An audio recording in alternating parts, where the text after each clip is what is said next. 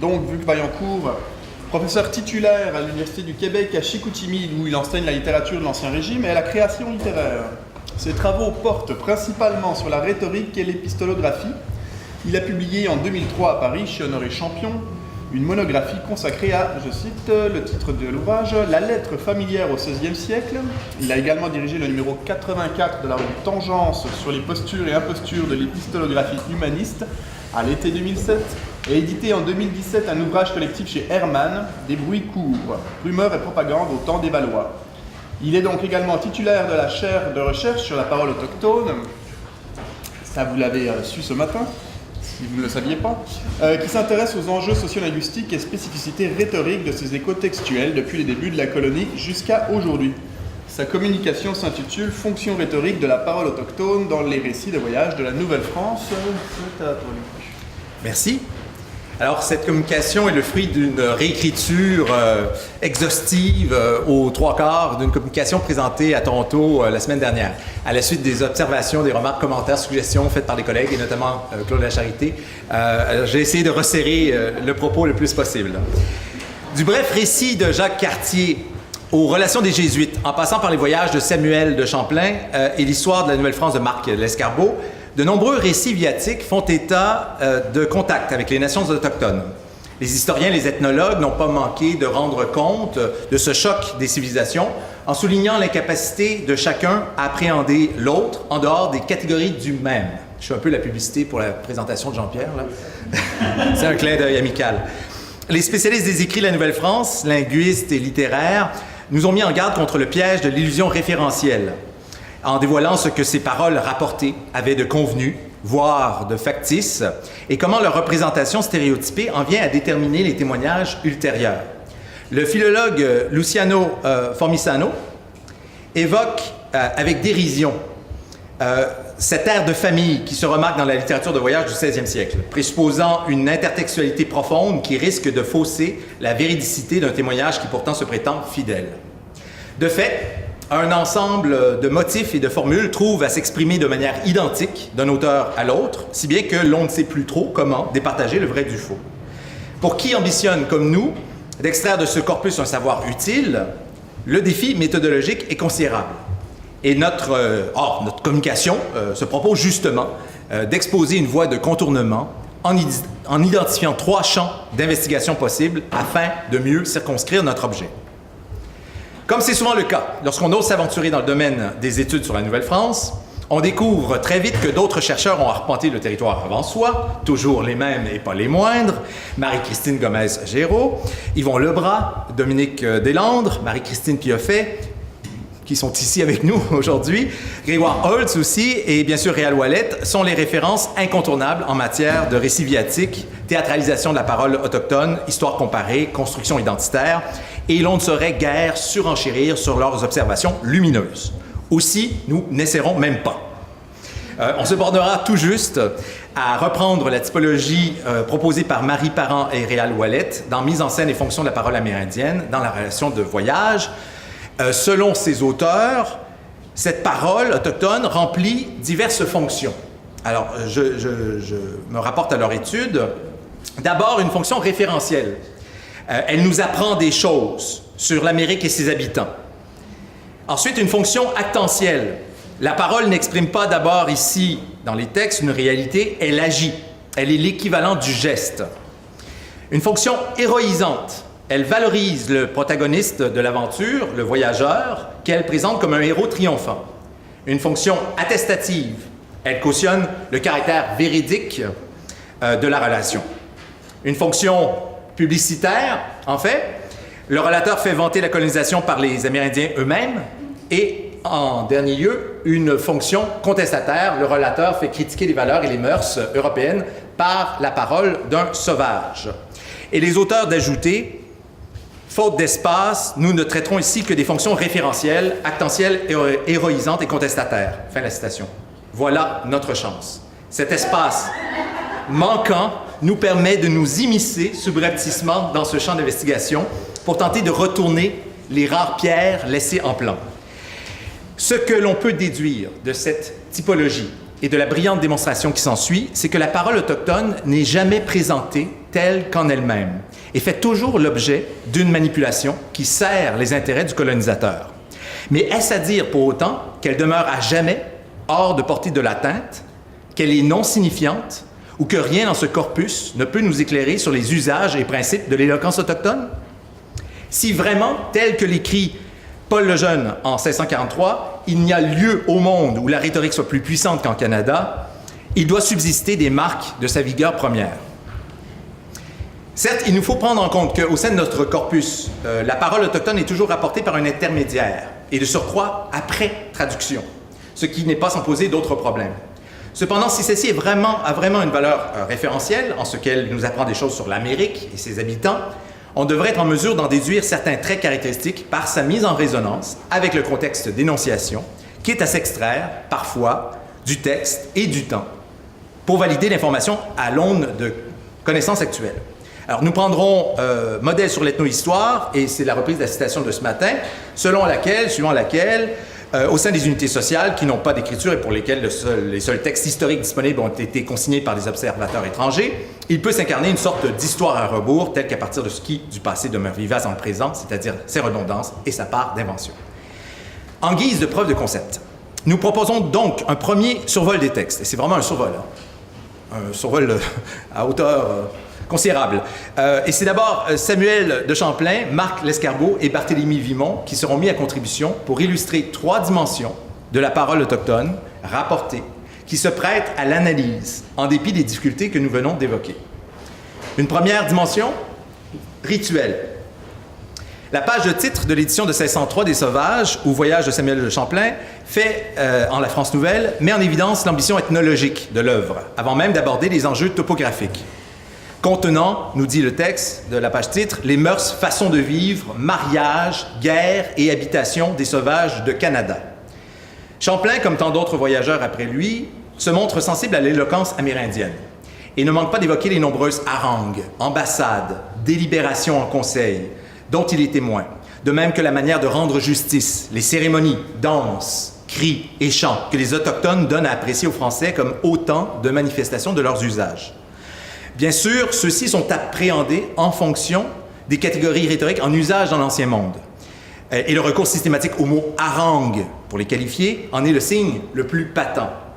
Mais certains aspects ressortent néanmoins, même lorsque la mauvaise foi semble porter à son comble, comme c'est le cas dans l'épisode fameux de la rencontre du grand Sagamo à Nada-Bijou. Car s'il est un passage emblématique des manipulations que l'on peut faire subir à la parole de l'autre, c'est bien l'épisode rapporté par Champlain au chapitre 2 de la bonne réception faite aux Français par le grand Sagamo des Sauvages de Canada. Le 27 mai 1603, accompagné de Gravé Dupont et de 2 interprètes montagnais, Champlain assiste aux célébrations d'une victoire contre les Iroquois. Invité à s'asseoir près du chef, à Nada-Bijou, un des interprètes qui avait eu l'occasion de rencontrer Henri IV lors d'un séjour en France tient des propos étonnants. L'un des sauvages que nous avions amenés commença à faire sa harangue, de la bonne réception que leur avait fait le roi et le bon traitement qu'il avait reçu en France, et qu'il s'assura que sa dite majesté leur voulait du bien et désirait peupler leurs terres et faire la paix avec leurs ennemis, qui sont les Iroquois, ou leur envoyer des forces pour les vaincre, en leur contant aussi les beaux châteaux, palais, maisons et peuples qu'ils avaient vus, et notre façon de vivre. Il ne s'agit pas ici de paroles rapportées directement, mais d'une traduction par le truchement des propos qu'il aurait tenus et que Champlain médiatise à son tour. Comment prendre au sérieux l'éloge du projet colonisateur qui le suit immédiatement? Alors Canada-Bijou répond, et je le cite ici, qu'il était fort aise que sa dite majesté peupla leurs terres et fit la guerre à leurs ennemis, qu'il n'y avait nation au monde à qui ils ne voulussent plus de bien qu'aux Français. Dans un pareil cas, et faute de pouvoir départager avec certitude les circonstances exactes des paroles rapportées, il nous faut considérer plutôt le contexte d'énonciation afin d'expliciter les véritables enjeux de l'échange. L'ethnologue Marc Abélès, dans Mise en scène et rituels politiques, souligne l'importance de la récurrence des significations dans les sociétés sans écriture. Définir le rituel comme un agrégat de symboles, selon lui, c'est reconnaître que les Autochtones accomplissent un travail d'interprétation en fonction des différents contextes où ils apparaissent. Le rituel politique, parce que c'est de ça dont il s'agit ici, et davantage encore en contexte plurilinguistique, sert à condenser la signification dans des gestes, des paroles, des objets, qui constituent de véritables unités de stockage, de transmission de l'information. Or, l'échange avec Anadabijou intervient dans un cadre rituel de célébration d'une victoire sur l'ennemi et doit être interprété en ce sens. Il était dans l'intérêt stratégique de ces Autochtones, comme le suggère Marie-Christine Pioffet, de forger des alliances pour obtenir la protection militaire souhaitée. L'ouverture diplomatique symbolisée par cette rencontre cérémoniale provoque des effets bien au-delà de son interprétation immédiate. Rien n'obligeait ces Autochtones à laisser les étrangers prendre part à leur célébration, et du moment qu'ils ont conscience que les interprètes pourront traduire leurs propos, les admettre en leur présence atteste d'un souci de transparence, d'une confiance qui invite à la réciprocité et davantage encore à pactiser. Pour paraphraser Marshall McLuhan et son mot célèbre, on pourrait dire en l'occurrence que « the venue is the message ». Et de fait, Champlain apportera son soutien aux entreprises militaires de ses partenaires amérindiens. Le dispositif symbolique mis en place lors de cette première ambassade, tout près de Tadoussac, et de manière générale à travers le bon accueil que certaines nations réservent aux visiteurs en les prenant en témoin de leurs délibérations et cérémonies, concrétise la volonté d'alliance et nous renseigne sur les stratégies politiques de ces peuples. Une précaution méthodologique s'impose ici, et c'est à dessein que nous évoquons à l'instant certaines nations, et dont les Amérindiens au sens générique, car il faut résister à la tentation d'étendre nos hypothèses à l'ensemble des peuples qui partagent un même territoire, a fortiori dans un contexte pluriculturel et plurilinguistique, où coexistent des visées politiques distinctes. Champlain lui-même fait la distinction entre les différentes nations, cependant qu'il observe des traits communs. Je le cite ici, je n'ai pas la citation sur le PowerPoint. Quoi que ce soit, ils ont de certaines personnes qui sont les Oki ou Manitou, ainsi appelés par les Montagnais et les Algouméquins. Et cette sorte de gens sont médecins pour guérir les malades et blessés, prédire les choses futures. Fin de la citation. Parmi ces pratiques partagées par les nations avec lesquelles ils fraternisent, il souligne l'importance accordée aux cérémonies, comme c'est le cas ici à propos d'un rituel funéraire. Ils tiennent un conseil général où tous ceux du pays assistent pour désigner le lieu où se doit faire la fête. Ceci fait, chacun retourne à son village et prennent tous les ossements des défunts, qu'ils nettoient fort net.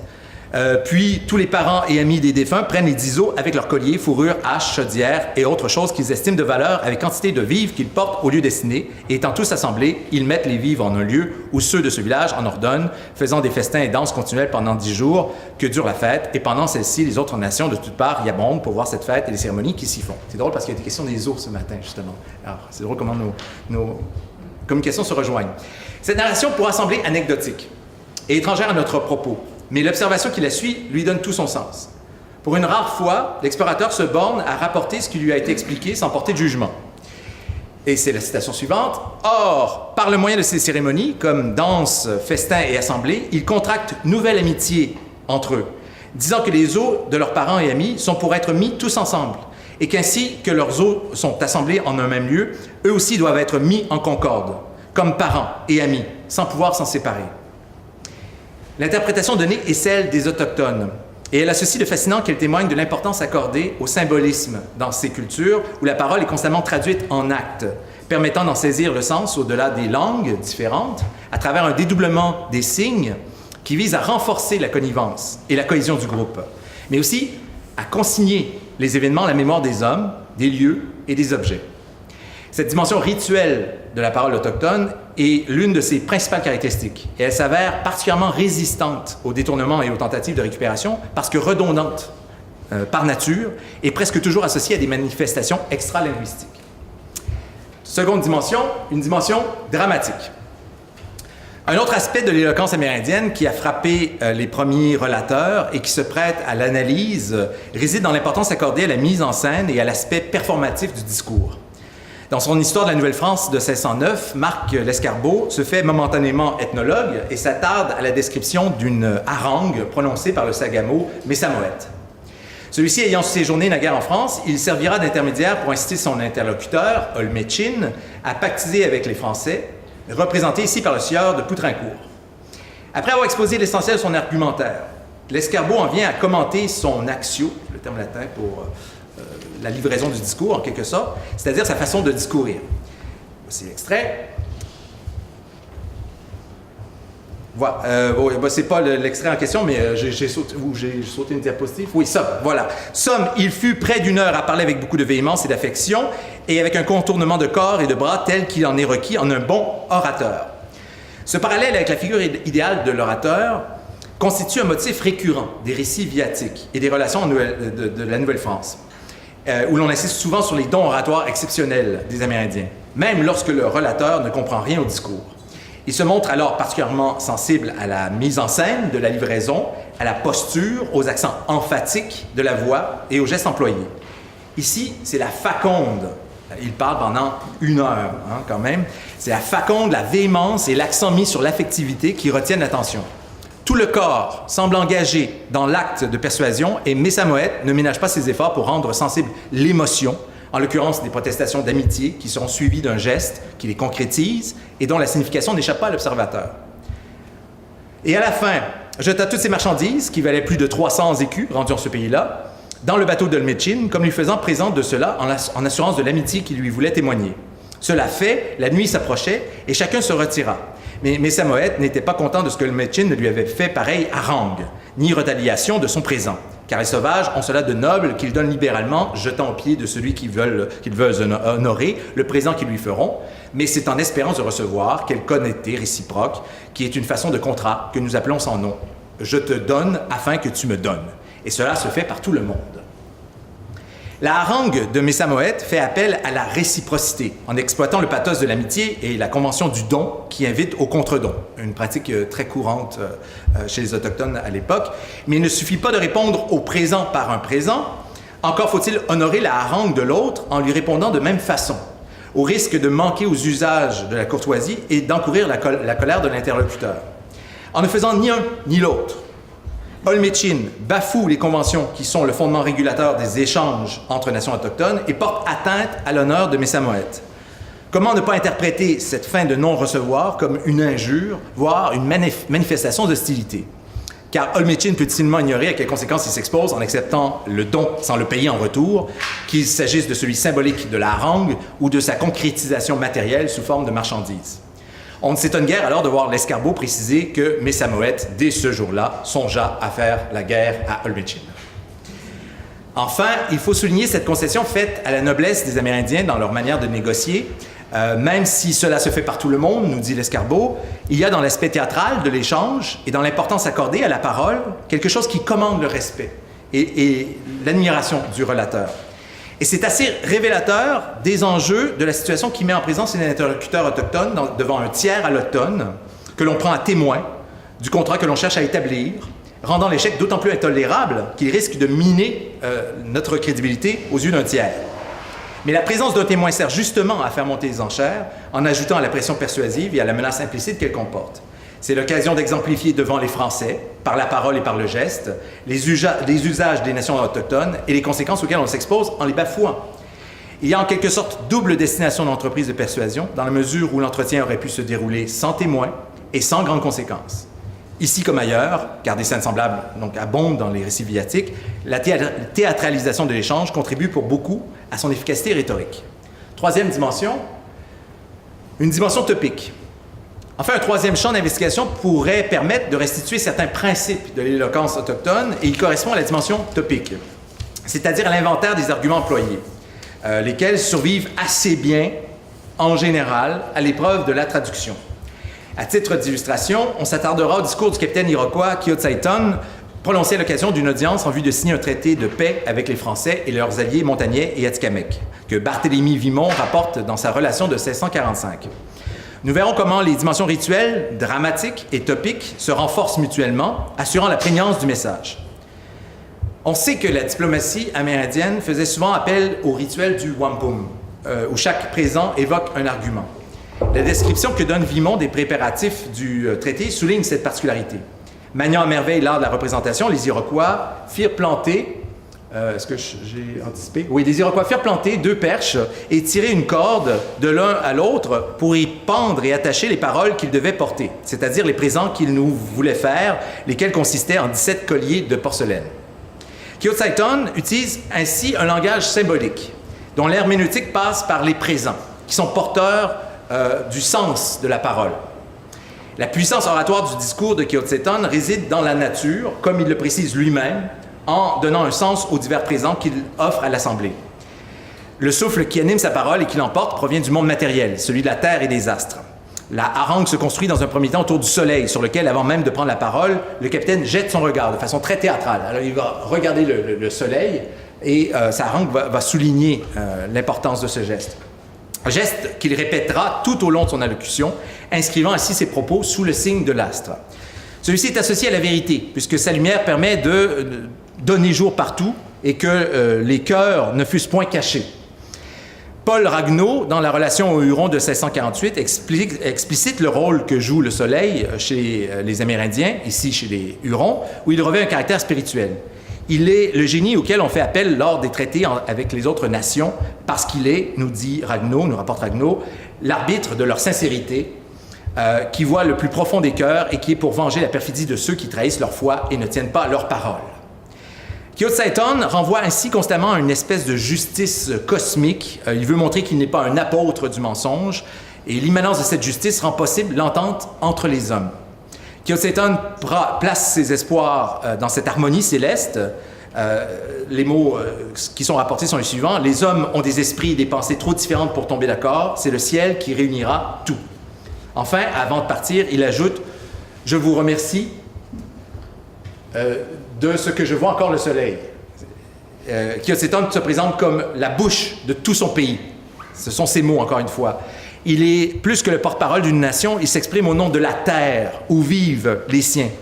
Les images qu'il emploie pour signifier les relations entre les peuples renvoient aux habitations et par conséquent au sol qui les porte, ce qui est particulièrement manifeste pour les 8e et 9e présents. Une partie de son pouvoir d'orateur est assurée par ce rôle d'ambassadeur d'une nation. Porte-parole des vivants, il donne cependant voix à l'esprit des morts à travers une prosopopée particulièrement efficace. La terre lui fait entendre les cris de ses ancêtres massacrés, qui lui demandent de quitter sa fureur et de ne pas chercher à venger leur mort. Le sol est la voix des aïeux, celle qui peut calmer la colère et les volontés guerrières du chef. Kiotsaton se présente donc comme l'interprète de toute une nation, de toute une terre, et sa parole, qui provient d'un au-delà de la mort, s'inscrit en continuité avec celle des générations qui l'ont précédé. On pourrait poursuivre l'analyse de ce discours bien au-delà. Et on aura compris l'essentiel. Il est possible, malgré la traduction et les interférences du relateur, de faire l'inventaire d'un certain nombre d'arguments employés, d'une topique donc, dans des échanges similaires, et donc d'établir cette topique de l'invention amérindienne que j'évoquais à l'instant. En fin de parcours, nous proposons d'ajouter à la typologie de Marie Parent et de Réal Ouellet, évoquée au début, une catégorie additionnelle, la fonction rhétorique, qui participe de l'effet combiné des dimensions rituelles, dramatiques et topiques, parce que ces paroles font signe et font sens, cherchant à agir malgré tout. On pourrait penser que la fonction actentielle rendait déjà compte de cette parole agissante lorsqu'on lit sous la plume de Marie Parent et de Réal Ouellet que la parole, je les cite, sert parfois moins à transmettre une information qu'à agir sur l'allocuteur, le locuteur cherchant moins alors à dire qu'à dicter sa façon de voir. Mais c'est à la parole du missionnaire que l'on reconnaît ce pouvoir exclusif, à travers la mise en scène de la parole de l'autre. Pourtant, nous pensons l'avoir démontré, les relateurs européens n'ont pas le monopole de la parole agissante. Et on aurait tort de dédaigner le potentiel perlocutoire, performatif, agentif ou rhétorique, choisissez votre allégeance théorique, de ces paroles rapportées. Même, il manque une... Oui, voilà. Même déraciné, transplanté, émondé, il y a une prégnance et une vitalité de la parole autochtone qui lui permet de passer outre les tentatives de récupération parce qu'elle procède de manifestations rituelles cohérentes, redondantes et hautement symboliques. Tout comme l'autorité du chef se médiatise à travers des objets emblématiques, tels les colliers, le calumet, la ceinture, les coquillages, la réification de la parole ne saurait abolir tout à fait sa signification première. Au contraire, qu'on l'instrumentalise, qu'on la stigmatise, sa réitération permet à la figure de l'Amérindien d'exister dans la conscience européenne, lui accordant un statut d'interlocuteur avec lequel il faudra à tout le moins apprendre à composer. En relayant la parole autochtone, les récits viatiques se trouvent à étendre considérablement, et bien malgré eux, sans doute, son pouvoir d'action et sa sphère d'influence.